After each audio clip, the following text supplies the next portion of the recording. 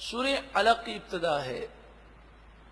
سورہ علق مکی ہے، ہجرت سے پہلے نازل ہوئی، اور آپ جانتے ہیں سب سے پہلی یہی سورت نازل ہوئی. قرآن پاک کی ترتیب کے اعتبار سے اس کا نمبر 96 ہے، نزول کے اعتبار سے نمبر 1 ہے. 19 آیتیں ہیں. لیکن جب پہلی وحی نازل ہوئی تو اس میں یہ پوری سورت نازل نہیں ہوئی، ابتدا میں صرف 5 آیتیں اس کی نازل ہوئیں.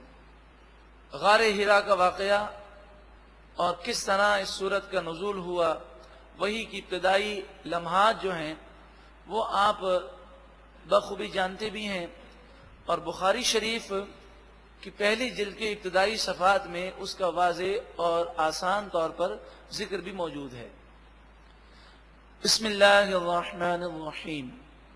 اللہ کے نام سے شروع جو بہت زیادہ مہربان نہایت رحم کرنے والا.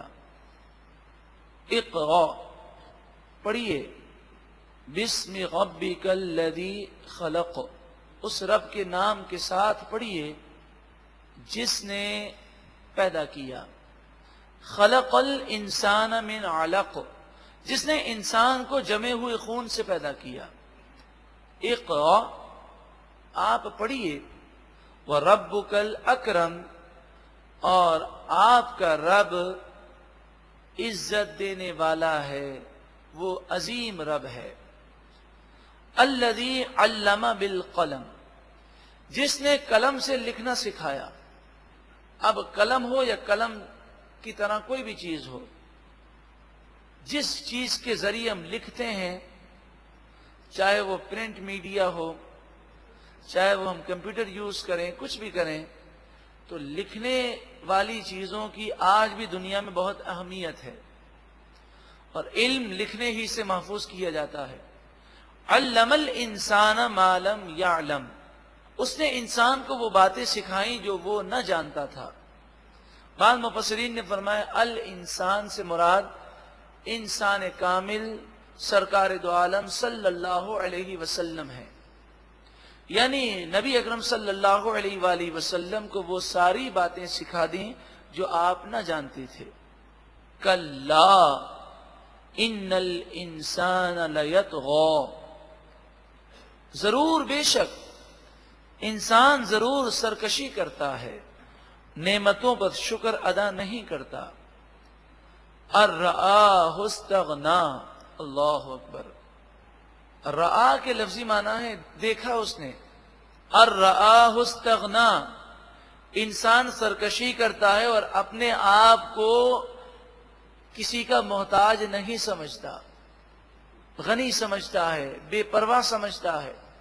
اسے معلوم نہیں کہ جس رب کی وہ نافرمانی کر رہا ہے، مصیبت میں اسی کی بارگاہ میں جانا پڑے گا اور مر کر اسی کی بارگاہ میں حاضر ہونا ہے. ان الی ربک الرجعی، بے شک تمہارے رب ہی کی طرف لوٹنا ہے. ارأیت الذی ینہا، کیا تم نے دیکھا اس شخص کو جو روکتا ہے. عبدن، اللہ کے بندے کو روکتا ہے. اذا صلی، جب وہ نماز پڑھے. نبی اکرم صلی اللہ علیہ وآلہ وسلم مراد ہیں جو بندہ خاص ہیں، اور روکنے سے مراد وہ کافر ہیں جو نماز سے مسجد الحرام میں روکا کرتے تھے. ارأیت ان کان علی الہدی، ذرا بتاؤ اگر یہ ہدایت پر ہوتا تو اس کے لیے کتنا اچھا ہوتا.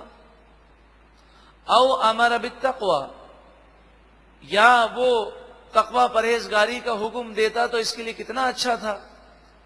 مگر افسوس یہ تقوی پرہیزگاری کا حکم نہیں دیتا بلکہ نیکی سے روکتا ہے. اعلی حضرت امام اہل سنت امام احمد رضا علیہ الرحمہ نے اس آیت کو عمومی معنی میں لیا، اور ایک فتویٰ لکھتے ہوئے آپ نے فرمایا کہ نیکی سے روکنے والے اس آیت کریمہ کی مذمت میں داخل ہیں. ہم بھی سوچیں کہ کہیں ہم اپنے رشتہ داروں کو، اپنی اولاد کو کسی سنت سے یا نیکی سے روکتے تو نہیں ہیں. ایک تو خود عمل نہ کرنا اور دوسرا کسی کو روکنا کتنی بڑی نادانی ہے. ارأیت ان کذب وتولی، ذرا بتاؤ اگر اس نے جھٹلایا اور منہ پھیرا تو اس کا کیسا برا انجام ہوگا.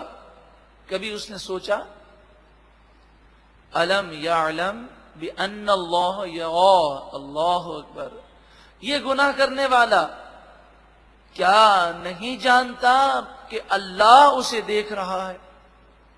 یرا کے معنی دیکھ رہا ہے. بس یہ تصور بار بار قائم کیا گیا کہ اللہ دیکھ رہا ہے. اللہ تعالی ہمیں بھی یہ تصور قائم کرنے کی توفیق عطا فرمائے. کلا لئن لم ینتہی، بے شک ضرور اگر وہ باز نہ آیا اور اسی طرح گناہوں بھری زندگی گزاری، لنسفعا بالناصیہ، ضرور ہم اسے پیشانی کے بالوں سے پکڑیں گے اور پکڑ کر گھسیٹ کر جہنم میں پھینک دیں گے. ناصیۃ کاذبۃ خاطئۃ، وہ پیشانی جو جھوٹی ہے، گنہگار ہے، اس پیشانی کے بالوں سے پکڑ کر اسے جہنم میں پھینکیں گے. فَلْيَدْعُ نَادِيَهْ، پھر وہ پکارے اپنی مجلس کو، اپنے دوستوں کو، اپنے رشتہ داروں کو جن کی وجہ سے اس نے گناہ کیے ہیں، وہ پکارے ان کو. نادیہ کہتے ہیں مجلس کو، مجلس میں بیٹھنے والے لوگ. فَلْيَدْعُ نَادِيَهْ، بس چاہیے کہ وہ اپنی مجلس کے لوگوں کو پکارے، وہ مل کر ہمارے عذاب سے اسے نہیں چھڑا سکیں گے.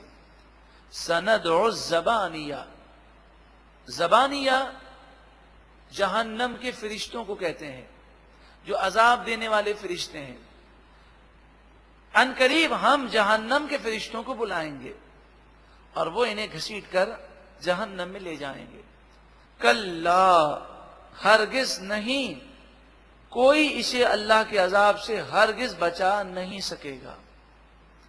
لا تطیعہ، تو اے لوگوں تم اس گناہگار کی بات نہ مانو. واسجد، اور سجدہ کرو. واقترب، اور اللہ کے قریب ہو جاؤ، اس کا قرب حاصل کرو. سجدہ کرو کے دو معنی ہے، ایک تو یہ کہ جس طرح ہم سجدہ کرتے ہیں، اور دوسرے معنی یہ ہے کہ اللہ کے فرما بردار بن جاؤ. تو پیچھے لا تطیعہ، اس نافرمان کی بات نہ مانو. واسجد، اور اللہ کے فرما بردار بن جاؤ. اور جب اللہ کے فرما بردار بن جاؤ گے، واقترب، تو اللہ کے قریب ہو جاؤ گے. اللہ تعالی ہمیں عمل کی توفیق عطا فرمائے.